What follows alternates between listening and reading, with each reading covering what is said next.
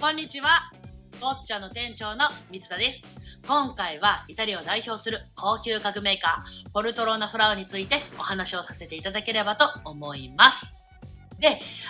フラウ社といえば、なんといっても革っていうぐらい上質な革への強いこだわりと、あと熟練された職人さんの技術によって世界中から高い評価を受けている、そんなブランドです。で、今では世界中のエルメスブティック、あとアブダビのルーブル美術館や EU 議事堂など、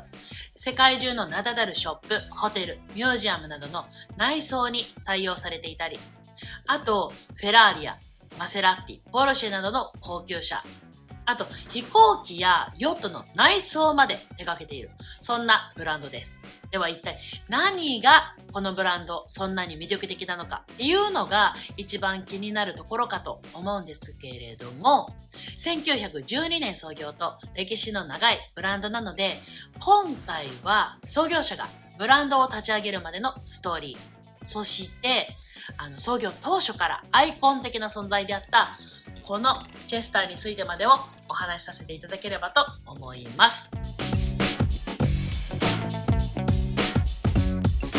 それではまずポルトローナフラウの創業者であるレンツォ・フラウについてお話をさせていただければと思います。レンツォ・フラウの名前で知られてはいるんですけれども、本名はロレンツォ・フラウで1881年、当時まだイタリア王国であったサルデーニャのカリアリで生まれます。で、サルデーニャのカリアリってどこでしょう？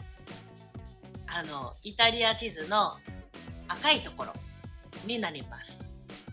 はい。で、当時の写真っていうほどではないですけど、昔のカリアリの写真も見つけることができたので、ご覧ください。こんな感じです。結構綺麗な街並みですよね。で、当時のサルデーニャの日常生活について記した本があるんですけれども、いわゆるブルジョワよりも下の階級の人たちにとってはあまりいい環境ではなかったようです。で、レンツォ・フラウの父親であるティトには他に11人の子供たちがいて、で、サルデーニャには未来がないというふうに確信していた彼は、子供たちが幼い頃から移住することを勧めていたようです。で、イタリア本土での運試しを勧められていたレンツォ・フラウは兵役のためミラノに向かいます。で、兵役中にミラノ出身であるサビナ・ピサーティという一人の女性に出会い、歩兵隊中尉の階級で除隊をして、このサビナ・ピサーティと結婚をし、ミラノを後にしトリノに引っ越します。除隊後、トリノに引っ越したレンツォ・フラウは家具職人として働きながら、イギリスで開発された人造皮革の製造業者であったグリバウディ社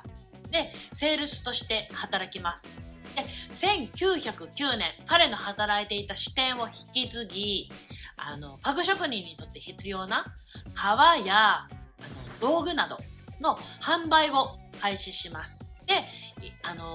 イタリア国内の市場で見つけることができないものとか、あとより良い製品っていうものを求めてフランス、ドイツ、オーストリアに行っていたみたいです。で、先ほどお話ししたイギリスで開発された人造皮革の取引量も多かったことからイギリス行きを授与されます。で、イギリスに行くことになるんですけれども、この時にレンツォ・フラウの人生を大きく変えるチェスターフィールドというソファーと運命の出会いを果たします。このチェスターフィールド、諸説ありますが、イギリスのチェスターフィールド市第4代市長であるフィリップ・スタンホープによって制作依頼されたというふうに言われています。フィリップ・スタンホープはとてもマナーにこだわる人物だったらしく、チェスターフィールドは長く座っていても上着がシワにならない、そして紳士らしく背を伸ばし座ることができるようにデザインされたという説が残っています。ちなみにこちらがチェスターフィールドハウス。フィリップ・スタンホープによって1747年から1752年にかけて建てられた建物です。残念ながら1937年に取り壊されてしまうんですけれども、とても豪華な内装の写真などが残っていたりするので、もし興味のある方はぜひ調べてみてください。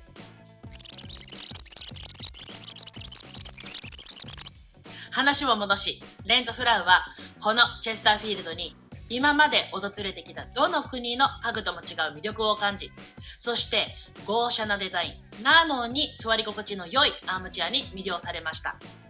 しかし当時レンツォ・フラウの見たチェスターフィールド、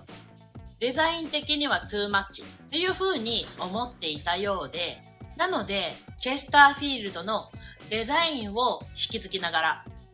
豪華な装飾を省き、形状のバランスを整え、そして詰め物を柔らかくして、より良い素材で再構築しようという風に思い立ち、自ら企画すべく職人工房の創設を決意。1912年にポルトローナフラウを創業します。ちなみに、今では世界中で最高級の革を扱うことで知られているポルトローナフラウですが、当時は家具に革を使用する例っていうのが少なかったようで、なのでその分レンツォ・フラウは革を使うということに強いこだわりを持っていたようです。あと、最高のものを作るにはいい労働者が必要ということで、他よりも賃金を少し高く設定して、あとイギリスの習慣であった土曜日を休みにするということを採用して、14人の志願者と4人の女性のおはりこさんを雇いました。で、当時フランスの家具職人さんの技術が高いことで知られていたこともあり、パリで修行をして、そしてトリノでまだ知られていない技術を持った職人さんを現場監督としていたようです。ここからやっとポルトローナフラウの歴史が始まります。それではポルトローナフラウの一番最初のカタログにも掲載されていたこのチェスターについてご紹介していきます。まずはレンツォ・フラウが影響を受けたチェスターフィールドとポルトローナフラウのチェスターを比較してみましょう。まずチェスターフィールドに関してなんですけれども、様々なバリエーションがあって、現在のチェスターフィールドと18世紀初頭のチェスターフィールドでは大きく異なっていた可能性があるというのをお伝えしておきます。それではこちら、バルモラル城にいるビクトリア女王の絵です。よく見てみるとチェスターフィールドらしきソファーが描かれています。で、次はこちら、1850年代頃のものと思われるチェスターフィールドです。先ほどの絵と同じく革張りではなく生地張りです。で、よく考えてみると、西洋の歴史ものの映画とか見ていると、家具って革張りではなく生地張りのものが多かったなっていうことに気づかされます。で、今回ポルトローナフラウのチェスターと比較しようと思うのは、今チェスターフィールドといえばこれっていうような革張りのチェスターフィールドです。はい。そうですね。しっかりとした革の素材感、そして色艶が、重厚な作りを強調しています。そして、肘掛け部分、職人さんによって打たれた描が、アクセントになっています。それでは、ポルトローナフラウのチェスターはどうでしょう？それでは、ポルトローナフラウのチェスターです。そうですね。背もたれと肘掛けが同じ高さで、全体を装飾するボタン留め細工にルーツを感じるんですけれども、このボタン留め細工によって生み出される陰影が、革の柔らかさや張りを強調しています。で、なんて言うんでしょう。まるで生き生きとした生命感あふれる肌のような印象を受けます。で、肘掛け部分。職人さんによって一つ一つ丁寧に折りたたまれたギャザーがとても美しい仕上がりになっています。で、次はちら。イタリアの映画、ドルチェビータやハッカ2分の1で知られるフェデリコ・フェリーニ監督がチェスターに座っている写真です。タイムレス。とてもかっこいい写真ですよね。やっぱりいいものっていうのは色褪せないんだなっていう風に感じます。で、それをもっと感じさせてくれる写真があるのでご覧ください。こちら。チェスターのヴィンテージです。すごくないですか？とても大切にケアをされてきて、長く愛用されてきたのが、エイジングを見て伝わってきます。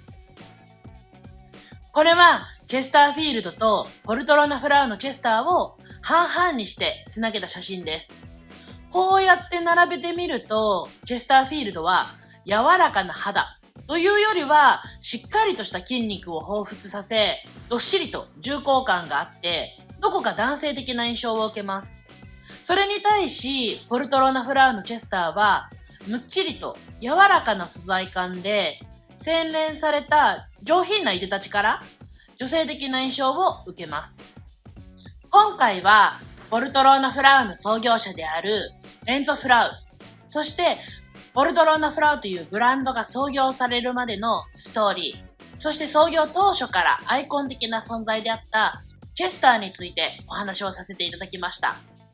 で、私はこのチェスター、ブランドを物語る存在であり、そしてレンツォ・フラウという一人の人間のドラマ、こだわり、情熱がぎゅっと凝縮された一つの作品のように感じました。